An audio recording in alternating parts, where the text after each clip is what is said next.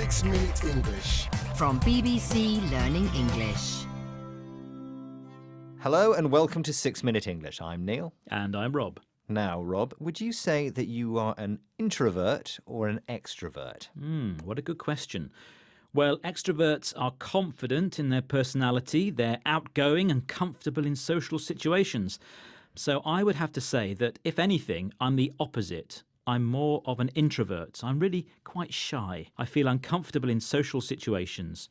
For example, if I go to a party where I don't know anyone, I usually feel very embarrassed and I find it impossible to start conversations with strangers. But you do all of this on the radio and videos for BBC Learning English, don't you? Some would say you have to be an extrovert to do what we do. Well, maybe I'm pretending to be an extrovert to hide the fact that I'm an introvert. It's quite a common thing, you know.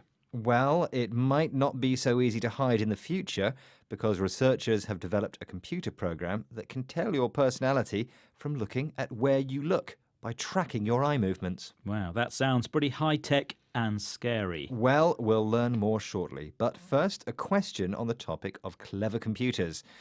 The letters AI stand for artificial intelligence. But what are the letters AI? Are they A, an abbreviation, B, an acronym, or C, an initialism? OK, I thought that was going to be easy, but I think it's an abbreviation, isn't it? Well, you'll have to wait until the end of the programme to find out. Sabrina Hopper is a researcher at the University of Stuttgart. She was interviewed on the BBC radio programme All in the Mind. She spoke about an experiment in which they tracked the eye movements of people in real situations. This is what she said about the research. Was she confident the experiment would work in the real world? The main finding in our study is that it's possible at all to just look at eye movements and then predict something about their personality. And before our study, it was not clear at all if this would be possible from eye movements in such an unconstrained real-world setting. So, was she confident this would work? No, not really. She said that before the study, it wasn't clear if it would be possible in an unconstrained real-world setting. Unconstrained here means that there wasn't strict control over the conditions of the experiment. It took place in the real world, so not in a laboratory. The result of the experiment, or the finding as she called it, was that by following eye movements, a computer program was able to work out the personality of the subjects. Let's listen again. The main finding in our study is that it's possible at all to just look at eye movements and then predict something about their personality. And before our study, it was not clear at all if this would be possible from eye movements in such an unconstrained real-world setting. So how does the software work, for example? What are the differences in the eye movements of extroverts compared to introverts?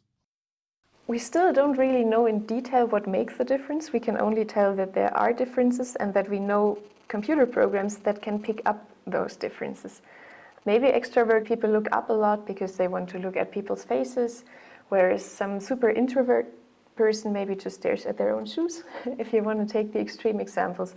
So probably it somehow changes gaze, but we only know that this information is there and somehow our program figured out how to extract it.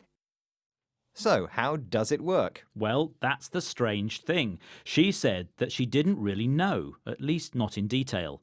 She did say that our personality somehow changes gaze.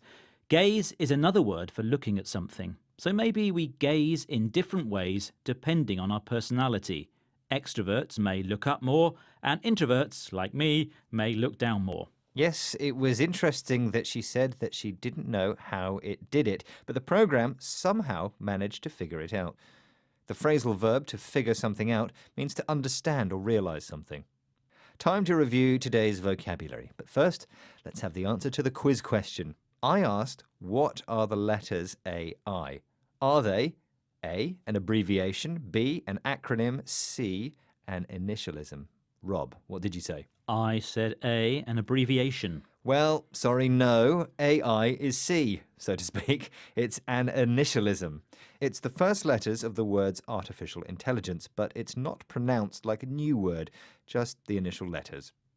Right, time now to review today's vocabulary. Yes, we had the word extrovert. This describes someone who has a very outgoing personality. An extrovert is confident and socially comfortable.